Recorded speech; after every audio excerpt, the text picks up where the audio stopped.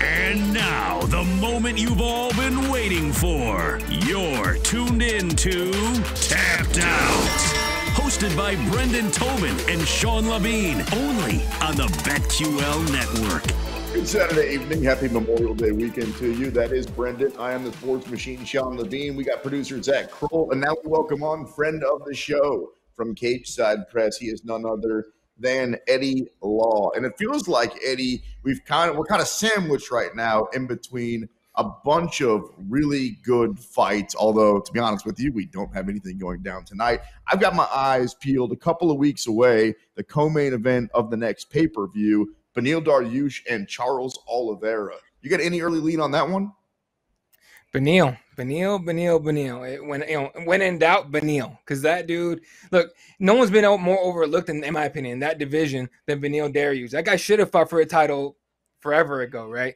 So now he finally gets – this is a title eliminator. Winner, this one's going to get the title shot next with whoever's champion at that point. But, Charles Oliveira is like the sexy name, right? It's Dude Bronx. He's the attitude. He's a great story coming up. Losing a couple fights coming up. Everyone says he's a quitter and all sort of stuff, and rolls off a crazy amount of wins, gets the title, loses it in an incredibly unfair and embarrassing fashion. Now he's trying to crawl his way back up, but because he has the name, his former champion, everybody seems to be overlooking Beneil. But no, I'm all in on Beneil Dariush in this fight. What do you think is it with Charles? Because he does always seem to be one of those tough guys to figure out, whether it's with the weight, whether it's with the odds always seem to be off on him and things like that. So is it, him getting to the top now being down, like, is it a question of like his run was just too hot and now it's just kind of over? Or is it that just more of a belief in Beneil's underratedness, his greatness, that, this guy's good enough to be champ? For me, it's the Beneil. It's about Beneil on this one. Look, you look at Charles, the way he lost the belt, he didn't really lose it, right? It was just, having been there when it all went down at the weigh-ins for that, I think it was 274 in Phoenix. It was a huge screw up with the fighter scale. Everybody's weights were off. You notice everyone going up to the scale. Most everyone made weight, but they all had this the twisted look on their face because they were just like, no, there's no way. I weighed a pound less than that, or I weighed a half pound less than that. So everyone's weights were off, but his was obviously the one with the most consequence. With Beneil Dariush, it's a guy he puts on a heavy pace on you, and I don't mean a high pace, a heavy pace. When he hits you, you're gonna feel it. He tries to leave a dent. Now, I think with Charles is this. Everyone throws their best shot at Charles early. Everybody does it. And if he survives it, as we've seen him over and over and over and over do, he's going to get you. He's going to strangle you because you're going to be sitting there going like, I hit him with everything I had, and he just ate it and came back up like a zombie. But Beneil's not that kind of guy. He doesn't get rattled. He doesn't, get caught up in the moment. He's going to go in there, get the fight, get in there, get the win, in my opinion. And then, I don't know, maybe he'll call Elon out, or Elon Musk out again for another Tesla. I don't know. But he's that kind of dude. Well, you said, and you got it right, that the winner of this one ends up getting Islam. And I thought Islam was basically unbeatable until I saw him get in that cage with Volk. And now I'm like, I don't know. So I guess what I'm asking you is, how much does it matter who wins that fight leading up to Islam, or does Islam just eat whoever it is alive? Islam is an interesting case of he's Habib's friend, right? Habib Nurmagomedov. He obviously he's really good himself. He's got great wrestling. The sambo's there. The striking, honestly, he hasn't got to show it a lot, but Islam's striking is pretty good. It's honestly really it's high up there. He trains at AKA over there. He's got Kane, DC, Habib, all those guys in training him. To me, the thing with him is are we ever going to see him? The Volk fight was a great example, right? Because Volkanovski brought in the perfect game plan, right? I don't know if you guys noticed it. When Islam tried to take him down, Volkanovski, you can go back. In fact, I encourage you to go back and watch that fight.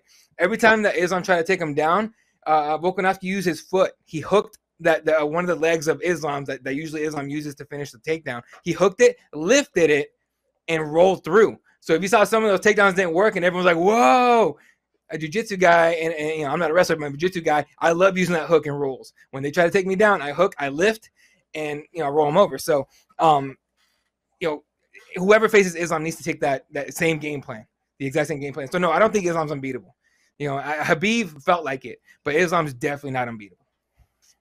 Also in that card, we got the main event: Amanda Nunes, Irene Aldana. Late switch up. Juliana Pena getting hurt. What do you think of this one, man? Is this a tougher fight for Amanda coming around, and or is she, back to her ways of being unbeatable? No, this is a much tougher fight. Now, first of all, Thank you, MMA gods. No hate towards Pena whatsoever. We saw you do that twice. We saw the first one. Everybody knew what we saw. We saw the second one. Even more like cemented what was going to happen in that third one. We didn't need that fight. We don't need that fight, bro. You guys know, I know, everyone knows it. Pena probably knows it, but I don't blame her for asking for it. But when, and again, I wish her the best, all health and everything. She got the rib injury and everything. When Aldana got named for that fight, I was like, ooh, now we're cooking. Now Nunes can't, doesn't just have to worry about someone shuffling forward. Like if you notice, in the last two fights, Pena literally walks forward, will eat a shot to land a shot, doesn't mind the pain, right? Aldana is a striker. She's a boxer. She's got technique. She's in and out. She's got takedown defense. This is a much tougher fight for Nunes. Not saying that she's gonna get knocked out or lose, but this is a much tougher fight. This is fun. I feel like it's three dudes sitting in a bar just going over a bunch of fights and who we think's gonna win. Eddie Law from Cageside Press joining us here on the BetQL network. So let's keep it rolling, dude. And the next round's on you, by the way. Justin versus Dustin for the BMF. I look. If there were two guys that should fight for the BMF, it would be these guys. I thought it was cool the first time. Continuing it, just I don't know. Remember how the whole thing started? Remember Nate? Nate was like, he's the baddest MF, and then they made it. It just feels like it's run its course. Anyway, who do you like in the fight? That's such a hard fight to call him. I'm so glad I'm going to be there for that one. I was just like, I got to be there. So I'm going to be there covering that for Cageside Press. But, man, Dustin Poirier is on a roll. Justin Gaethje's the human. He's a human highlight. But he's a human zombie, really. Like everyone talks about, the damage, Darren Elkins and all that being a guy that's, or Korean Zombie being one of those guys. No, Gaethje will take a shot and then he'll come at you. He will not stop coming forward. And we've seen this fight play out before, but it's a little different now. Both guys are much more developed. They're higher level, like by leaps and bounds, right? To me, the question is going to be, who's tougher? This is one of those like you were saying. This is definitely should have been like if any fight's going to be for the BMF belt, it's this one, right? Gimmicky as it is, it's fun. So these two guys should be the ones, and I fully expect a war. Like I know it's that's a cliche thing for everyone. Every fighter says I expect a war and all this stuff. I fully expect both guys to be bloodied and battered before this one's over, and I would not be surprised if no one goes down. If it goes decision, would not be surprised. Oh wow, yeah. This is these guys' playpen too. I mean, like you're talking about, like two of the most violent guys. The one thing that I am interested in, though, and I wonder what you think of this, is with this fight being in Salt Lake, we remember Leon talking about how the elevation did mess with them a little bit. Won't mess with Justin, you would think, because he trains in Denver, but Dustin trains down here in my neck of the woods at sea level. So would that play into how you would bet this at all? Wondering about Dustin's never been the gas tank problem guy. Like he gets through wars like crazy, but I do wonder about if that could have any effect going into this because of one guy just being used to it and one guy basically training in the opposite of it. Absolutely. Now the question is Dustin Poirier doing something to deal with that, right? Go way back to Cain Velasquez for Risa Verdum in Mexico City. Cardio Cain had no problem. He was like, hey, I got cardio, I'm good, I can go anywhere. Mexico City's not Arizona, it's not California. Mexico City's an insane altitude. So he just showed up 2 weeks before. Risa Verdum was there for months before the fight, and he was way better acclimated. So it absolutely plays a part in it. Leon spoke of it, like you said, afterwards. I believe Kamaru might have said something about it, but he trains in Colorado, so it wasn't that bad. But I think Dustin's gonna, and I believe Dustin will, go somewhere where he can get more acclimated to that kind of environment, or he'll show up super early and get used to it.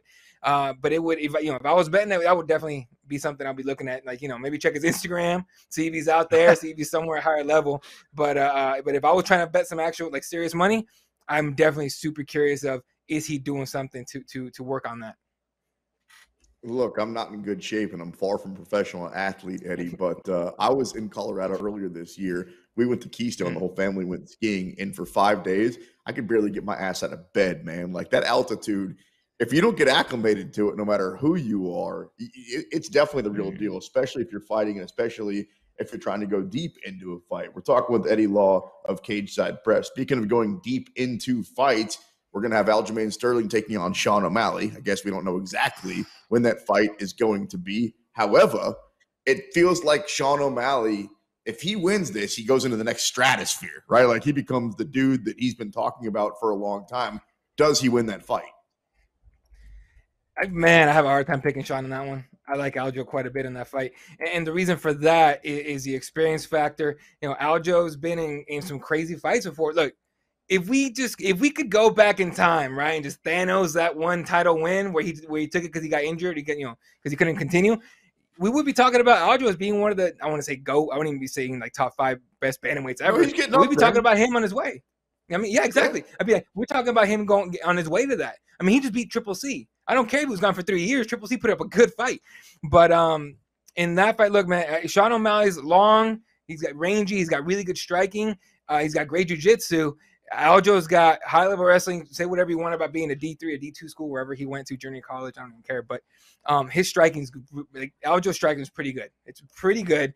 For him, it's going to be, in my opinion, it's going to be the weight cut. He's getting up there, man. He's not going to be able to make 135 forever. Have you guys watched his last 2 weight cuts? This last one, like, he looked relieved. Even on the scale, he was like, it's a little tougher than I thought, right? The one before that, he was on the scale and he just goes, like, he yelled. He's like, he's like doing this and thanking God and stuff like that. And I'm like, okay, well, that's a real issue. If you don't go in against Sean O'Malley with a gas tank, you're going to be in trouble. Now, do I think that's going to happen? No, I think Aljo's going to show up. He's going to make weight, and he's going to be ready to go. To me, the interesting part is going to be, what is Sean O'Malley going to do? What is his game plan to stop Aljo from backpacking him? You know, because we might end up having like a nice little jiu-jitsu match in the middle of the cage. Did you what did you make of the beef, I guess, that happened between him and Dana this week? I mean, Dana's no stranger to getting into it with his fighters or whatnot, but is that just, Aljo getting another person, it feels like, kind of against him with this? Is he just tired of that? Like, what did you make of the back and forth between them this week? It's a complete miscommunication. A complete miscommunication. If you see what Dana said, or what Aljo said, hey, I'm beat up, I'm hurting, but I'll show up. That's what he said, right? In fact, he even asked for, I believe, a July date for the fight, right? To where they're doing it in August, 292, I think, in Boston. But that's supposed to be the date. But Aljo said, I'm going to show up. I'm just trying to see how my body's going to react, but I'm going to show up, is what he said. And so the message somehow got mixed up, and it went to Dana. And Dana, for context, he's been dealing with Davison Figueiredo. If you guys know, he just lost to Brandon. Davison Figueiredo was supposed to fight Manel Kape, or he was supposed to fight Manel Kape not too long ago. He's been switching messages with Dana back and forth. Says, I am going to fight, or I'm not going to fight. No, I'm going to move up to bantamweight. It's going back and forth. So Dana, dealing with this and this, does not want to hear a fighter say, I'm going to see how my body reacts, right? He don't want to hear that. So to me, it was a miscommunication. I think those two get together, talk it out, hash it out, and figure it out. But it's helping the promo. It's helping the buildup. Why stop it now? Let it go. Tito and Dana. Tito went up there with a shirt with an expletive on it, talking about Dana is mine. And, it's so, the pay-per-view sold gangbusters. It was crazy. So, no, just keep selling it. What Aljo said, I think a few days ago on his own podcast, he said something about, I'll be the bad guy. Just let me in on the joke. Let me know I'm doing it. Now he knows he's doing it. So if they keep it going, he's just building it up, man. I appreciate you not saying the last word of that shirt that Tito was wearing when we had on. Who was Calvin Cater? Calvin Cater definitely would have said what the word was, and we would have gotten all kinds of trouble. Calvin goes in, man. He lets it fly. Dude, he goes hard. He really does. He's got a potty mouth, that guy. All right, before we get out of here, Eddie Law, Cageside Press, I got to ask you about Conor versus Chandler. Speaking of fights that we know we're going to have, or we really think strongly we're going to have, but we don't know exactly when. BZ and I were just talking about this. A lot of public money always rolls in on Conor McGregor. I saw this stat, 82% of public money on the night that he fights comes in on him. So you always have to pay that tax. What do you think the odds are going to look like, and which way you think about betting? No, excuse me. I think Conor's going to be a favorite because the money's going to roll in on him, right? I think he'll end up being a favorite on fight night because he's so good at selling the fight. He'll get like, if you guys notice, when it comes to a Conor McGregor fight, he brings everything together. That guy's a great promoter. Like in the UFC, everyone complains they're not talking about me enough. They're not putting me out there enough. They're not putting me on promos. I don't have my own ice cream bar or whatever it was that people were saying. McGregor does not care. McGregor brings in Instagram, Facebook, Twitter. He creates his own medias. He goes everywhere. He goes on Good Morning America. He goes on Fox News and everything. That guy's the ultimate promoter. And the more he talks, the more people eat it up. He could easily be the biggest, as far as Vegas goes, he could be the underdog. But the fact that he talks himself into better odds, to me, is amazing. The fight itself, man, we don't even know what weight class is going to be at. Like, I don't know if you guys have seen Conor lately. I got to see him in person, I think 2-3 months ago, and he was huge. I was just like, that's got to be a 170 fight. I saw Michael Chandler. I'm like, bro, you better beef up. Right? Like, he came into the media room after everything was over. He sits down with us, and because it was the day that we're going to start filming Tough 31, or this season of Tough. And he sits with us, and I'm like, hey, Mike, you look a little small. And he's like, what are you talking about? He starts flexing. I'm like, no. Compared to homeboy I just walked through the hall right now, you look a little small. He goes, I'm not worried about that. I'm like, all right, dude. But, well, that is definitely fight, one of the more interesting things is what weight class we're going to get it at. Eddie Law, Cageside Press, good friend of the show. We'll have you back soon, my guy. Great stuff as always. Appreciate it. Thank you. That is Eddie Law. Don't forget, coming up later on the show, you're going to get a chance to hear from our boy Jim Rodriguez, talk a little boxing, and the voice of the PFL, Sean O'Connell. But coming up next, speaking of Conor McGregor, he has had an unbelievable career, best promoter of all time, yada, yada, yada. But let's play a little overrated or underrated. I got a whole list of dudes, including Conor, right here on the BetQL Network.